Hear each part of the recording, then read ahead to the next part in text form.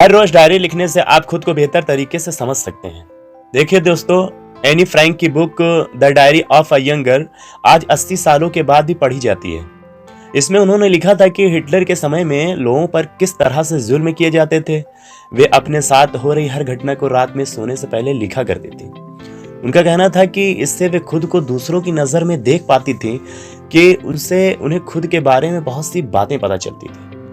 Any ने कहा कि डायरी लिखने से वे अपनी अच्छी और बुरी दोनों ही आदतों को पहचान पाते थे। अगर हर कोई इसी तरह से डायरी लिखे और अगले दिन पहले से बेहतर बनने की कोशिश करे तो ये दुनिया कितनी बेहतर हो जाए। लेकिन वो एनी ही नहीं थी जिन्होंने डायरी लिखने के फायदे के बारे में जाना। यह प्रथा कई सौ साल से चली आ रही थी। ग्रीक फिलासफर सेनेका ने भी डायरी लिखने के बहुत से फायदे के बारे में बताया है। उन्होंने भी वो कहते हैं कि वे अपनी छोटी से छोटी बात को भी अपनी डायरी में लिखा करते थे। यहाँ तक कि आज की स्टडीज में ये भी बात सामने आई कि डायरी लिखने से आपको ट्रॉमा और डिप्रेशन से राहत मिल जाती है। इसलिए हर रोज रात को डायरी लिखें की आदत डालें। दिन भर अपने बारे में जो कुछ भी आपने किया है, जो कुछ भी अच्छा हुआ, जो कुछ भी बुरा हुआ, उसके बारे में लिखें। और लिखने के बाद ये कोशिश कीजिए कि कुछ मुश्किल सवालों का भी जवाब लिखिए उसमें। इस तरीके के सवाल हो सकते हैं जैसे, मैं आज उस बात को लेकर इतना गुस्सा क्यों हो गया। दूसरा सवाल, मैं हर वक्त दूसरों को खुश करने के लिए क्यों काम करता रहता हूँ। इस तरीके से जब हर रोज अपने मन के ख्यालों को लिखने से आप स्टिलनेस के बहुत करीब आ जाएंगे।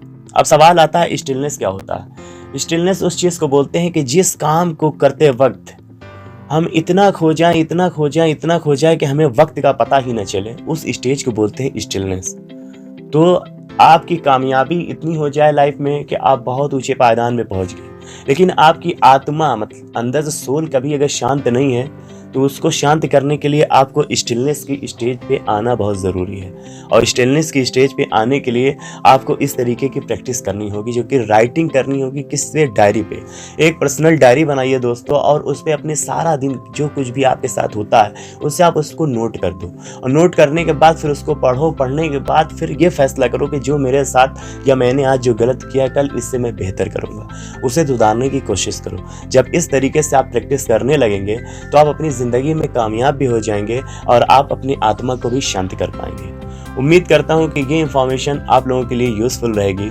दोस्तों, मैं लगातार मेहनत कर रहा हूँ, आप लोगों के लिए कुछ न कुछ इन्फॉर्मेशन लेके आता रहता हूँ। इसमें मेहनत बहुत होती है, तो मैं चाहता हूँ कि मेरा भी मोरल थोड़ा सा बढ़ाइए। आप अपने एक कमेंट से, आप अपने एक फॉरवर्ड से, आप अपने एक लाइक से मुझे हिम्मत भी दे सकते हैं और मेरा मोरल भी बढ़ा सकते हैं। Take care, bye bye.